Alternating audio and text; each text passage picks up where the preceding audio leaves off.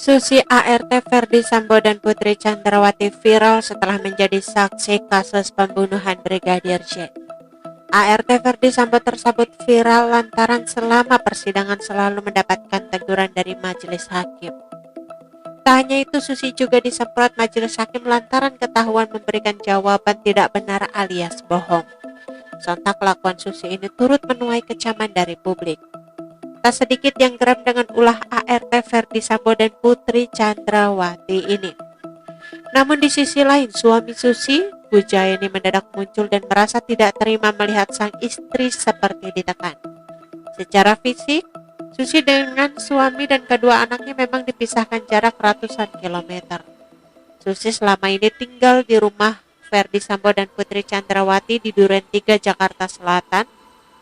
Sedangkan suami dan dua anak Susi tinggal di Desa Tegaswetan RT 16 RW 6, Kecamatan Kepil, Kabupaten Wonosobo, Jawa Tengah. Desa Tegaswetan merupakan kampung halaman dari suami Susi, Bujayani alias Jenny. Sedangkan Susi berasal dari Madura, Jawa Timur. Kondisi rumah Susi di Desa Tegaswetan cukup sederhana. Rumah tersebut hanya ditinggal suami dan kedua anaknya saja.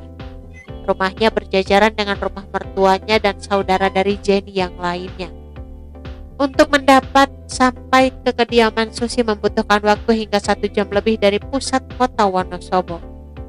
Letaknya di daerah pegunungan, harus melewati hutan pinus dengan kondisi jalan yang tidak seluruhnya rata. Tidak hanya itu saja, daerah itu juga hampir tidak ada koneksi internet sama sekali. Jenny mengungkapkan, istrinya telah bekerja di rumah Ferdy Sambo sebagai ART sejak 3 tahun lalu. Susi bukan orang pertama di keluarga Jenny yang bekerja di rumah Ferdy Sambo. Disebutkan ada juga 2 adik suami Susi yang bekerja untuk Ferdy Sambo dan Putri Chandrawati, namun tak disebutkan siapa namanya.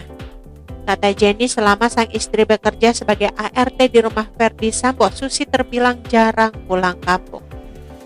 Nama Susi menjadi sorotan atas kesaksiannya di sidang untuk terdakwa Baradae pada Senin 31 Oktober 2022 dianggap banyak kebohongan. Dalam persidangan itu, Susi kerap kali kena semprot majelis hakim, dicurigai jaksa penuntut umum dan diancam akan dipidanakan oleh kubu dari Baradae. Dalam persidangan itu, Susi pun sempat mengubah keterangan dalam BAM-nya. Sementara itu, Jenny mengaku kaget saat mengetahui Susi menjadi saksi di kasus pembunuhan berencana yang menjerat nama majikannya tersebut. Kata Jenny, dirinya memang tidak terlalu intens berkomunikasi dengan istrinya. Terakhir, Jenny berkomunikasi dengan Susi sebelum sang istri menjadi saksi di persidangan. Saat komunikasi terakhirnya itu, Susi juga tidak bercerita mengenai kasus ini sama sekali kepada keluarganya. Kalau tidak ada uang, minta dikirimi, terus beberapa hari kemudian dikirim 500.000, ucapnya.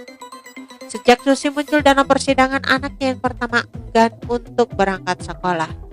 Anak pertama Susi duduk di kelas 1 SD, sedangkan anak keduanya masih TK.